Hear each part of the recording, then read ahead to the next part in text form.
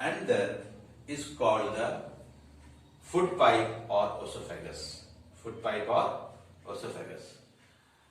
And the opening of the trachea is called glottis. This opening is called glottis.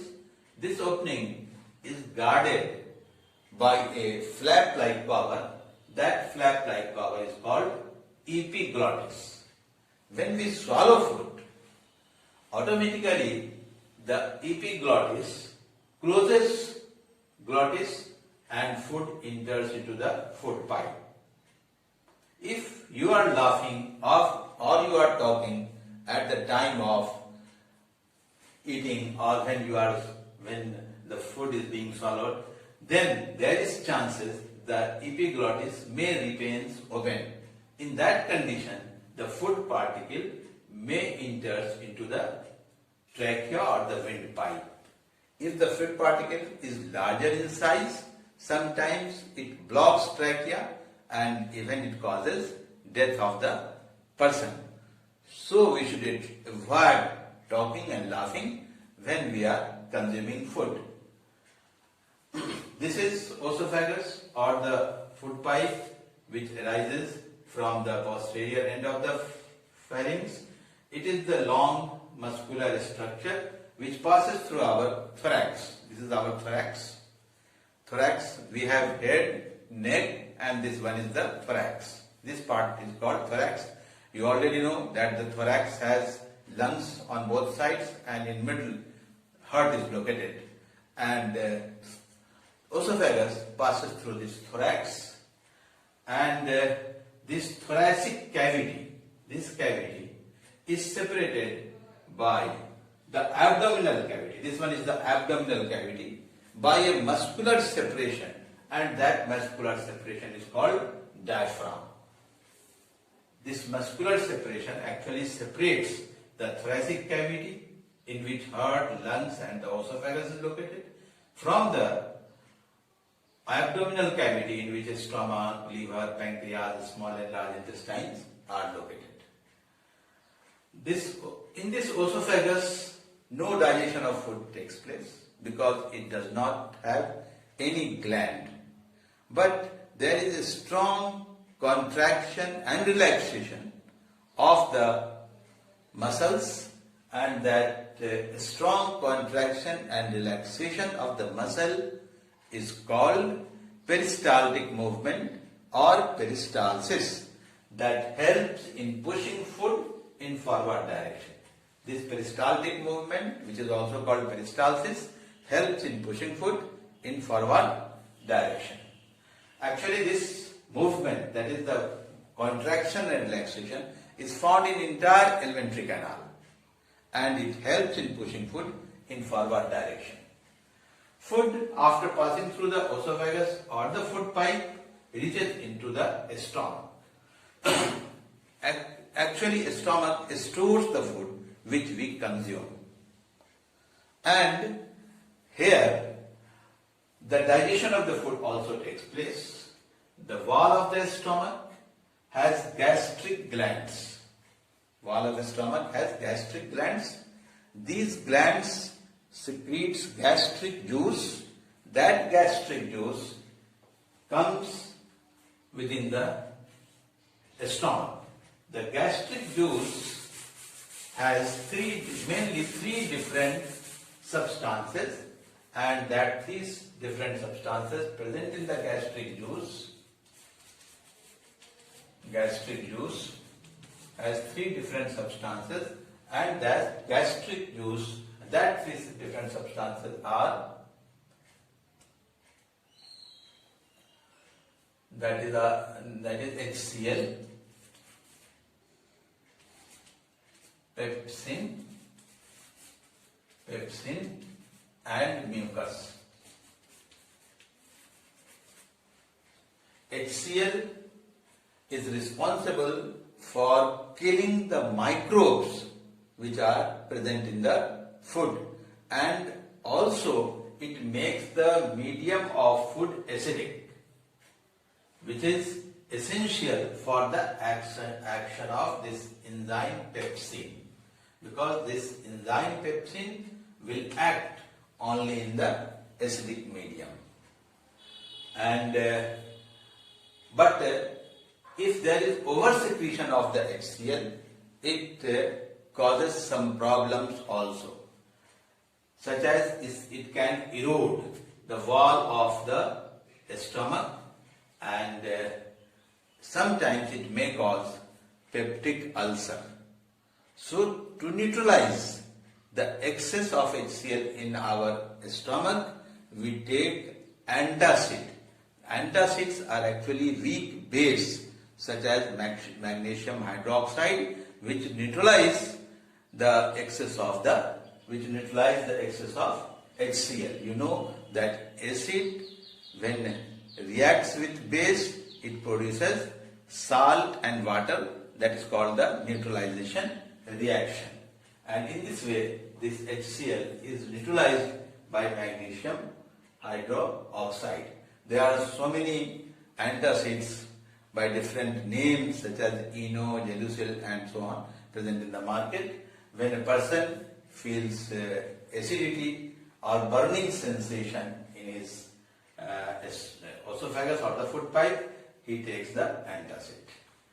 So far the pepsin is concerned, it helps in the digestion of protein.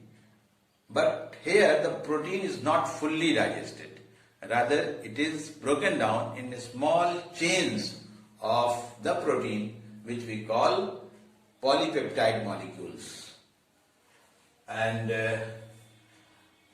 so you can say that pepsin helps in the digestion of protein.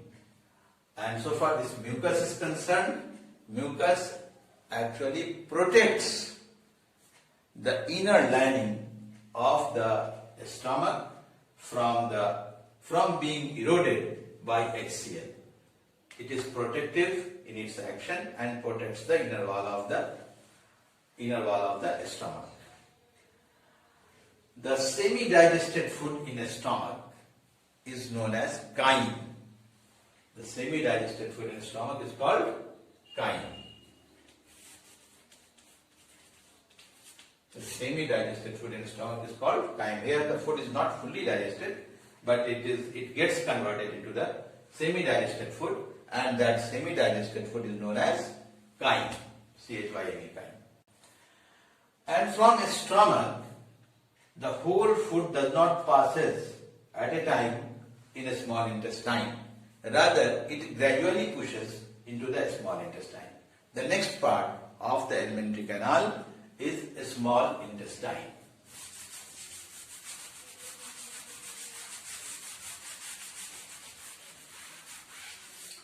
A small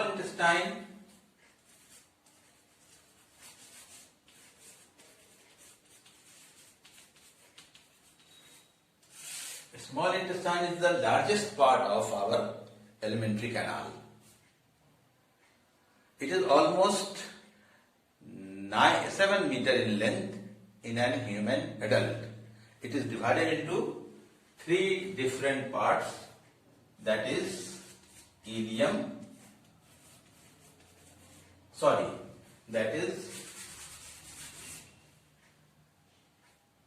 duodenum,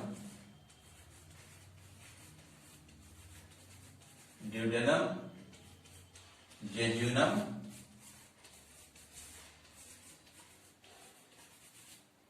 and ileum.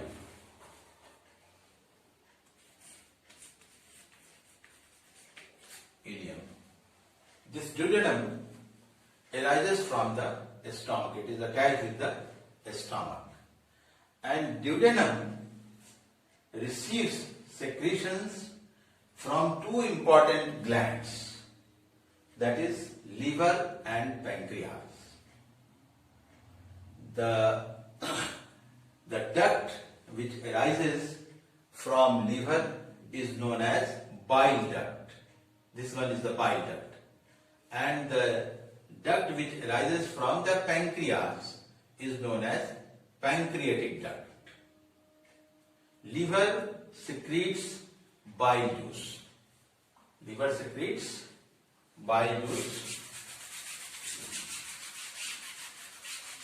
liver secretes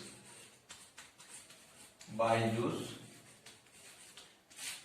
This bile juice is stored in gallbladder, and from bile duct it comes into the common duct. This one is the common duct. Common duct is actually formed by joining the pancreatic duct and the bile duct. Bile duct originates from liver, while pancreatic duct originates from pancreas. These two ducts, that is the bile duct and the pancreatic duct, joins with each other and forms the common duct, and this common duct opens into the duodenum. Bile is secreted by the liver. Liver is the largest gland of our body. It performs a large number of functions, but here we are concerned its role in digestion. For digestion of our food component, it produces bile juice. This bile juice passes through the bile duct, common duct, and finally it comes into the duodenum.